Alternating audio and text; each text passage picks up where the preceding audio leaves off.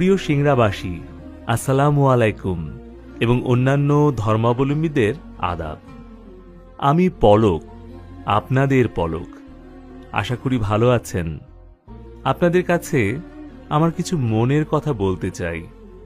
2008 সালের 29শে ডিসেম্বরের নির্বাচনে আপনাদের সর্বাত্মক সমর্থন, বিপুল ভোট আর অকৃত্রিম ভালোবাসায় সিক্ত করে নবম জাতীয় সংসদের সর্বকনিষ্ঠ সদস্য হিসেবে আমাকে নির্বাচিত করেছিলেন। তারপর 2014, 2018 সালে পরপর 3 বার আমাকে নির্বাচিত করেছেন। সেজন্য আপনাদের প্রতি আমি আন্তরিক ধন্যবাদ ও কৃতজ্ঞতা জ্ঞাপন করছি। নির্বাচিত জনপ্রতিনিধি হিসেবে সিংড়ার উন্নয়ন, সুশাসন, নিরাপত্তা নিশ্চিত করা এবং সুখে দুঃখে